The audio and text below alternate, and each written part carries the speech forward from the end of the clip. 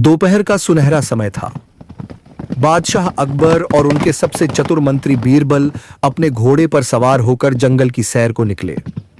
हवा में ठंडक थी, पक्षियों की चहचहाहट गूंज रही थी। थोड़ी दूर जाकर एक विशाल पेड़ की छाया में दोनों ने आराम किया। पेड़ की ठंडी छांव ने थकान मिटा दी। कुछ देर बाद दोनों ने फिर से घोड़ों की लगाम संभाली और जंगल की ओर गहराई में निकल पड़े। लेकिन शाम ढलते ढलते मौसम अचानक बदल गया। काली घटाएं उमड़ आईं, तेज हवाएं चलने लगीं, बिजली चमकने लगी और बड़े बड़े पेड़ तूफान में झूमने लगे। घोड़े बेचैन होकर हिनहिनाने लगे। बीरबल का घोड़ा बार बार रुक जाता, मानो आगे जाने से इनकार कर रहा हो।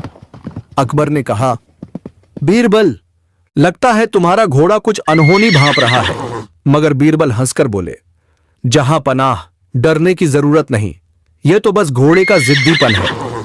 उन्होंने लगाम खींचकर घोड़े को आगे बढ़ाना चाहा, लेकिन अचानक घोड़ा बिफर पड़ा।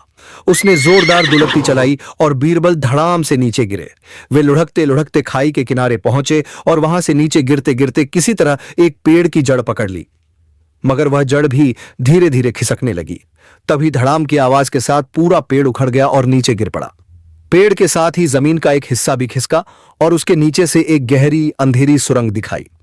बीरबल ने हिम्मत जुटाई और उस सुरंग में उतर गए। अंदर घना अंधेरा था। कहीं कहीं से हल्की रोशनी छनकर आती थी, जो और भी रहस्यमय लग रही थी। दीवारों पर मकड़ी के जाले लटके थे, चमगादड़ फड़फड़ाकर उड़ रहे थे, कहीं कहीं सांप सरसराते नजर आ रहे थे। लेकिन बीरबल ने तलवार निकाल ली और साहस के साथ आगे बढ़ते गए। कुछ दूर चलने पर उन्हें एक अजीब दृश्य दिखाई दिया। सुरंग के भीतर एक विशाल कोबरा नाग बैठा था। उसके फन पर एक हीरे जैसा चमकता हुआ रत्न जड़ा हुआ था, जो अंधेरे में भी सूर्य की तरह चमक रहा था। उसके चारों ओर छोटे बड़े नाग पहरेदार की तरह कुंडली मारे बैठे थे। बीरबल ने तुरंत हाथ जोड़कर नाग देवता की स्तुति की। उनकी नीयत भांपकर सभी नाग धीरे धीरे सर झुकाने लगे और अपने अपने बिलों में जाने लगे। अचानक वह चमकता रत्न कोबरा के फन से ढलककर बीरबल के पैरों के पास आ गिरा।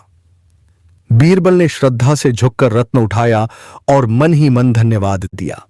उन्हें लगा जैसे खुद नाग देवता ने यह नायाब खजाना उन्हें भेंट किया है। उधर अकबर बहुत चिंतित हो गए थे। उन्होंने सैनिकों को भेजकर चारों ओर बीरबल को खोजा, लेकिन कोई पता न चला। दिन बीते, रातें बीत गईं। अकबर खाना पीना भूलकर उदास रहने लगे। दरबार वीरान सा लगने लगा। कुछ दिनों बाद थके हारे मगर और भी समझदार होकर बीरबल दरबार में लौटे। अकबर ने उन्हें देखते ही गले से लगा लिया। आंखों में खुशी के आंसू छलक उठे। बीरबल ने शांत स्वर में पूरी कहानी सुनाई। घोड़े की दुलत्ती, खाई का किनारा, सुरंग का अंधेरा, नाग देवता और वह चमकता रत्न। फिर उन्होंने वह रत्न अकबर के हाथों में रख दिया। अकबर रत्न को देखकर स्तब्ध रह गए। उसकी चमक ने पूरा दरबार रोशन कर दिया। वे भावुक होकर बोले, बीरबल, यह सिर्फ एक रत्न नहीं, बल्कि तुम्हारे साहस और किस्मत का प्रतीक है। घोड़े की दुलत्ती ने तुम्हारी तकदीर बदल दी, और सच कहूं तो तुमने मेरी तकदीर भी बदल दी। तुम्हारी बहादुरी और बुद्धि का कोई मुकाबला नहीं। दोस्तों, यदि यह कहानी आपको अच्छी लगे तो वीडियो को लाइक करें और चैनल को सब्सक्राइब करना बिल्कुल नहीं भूलें।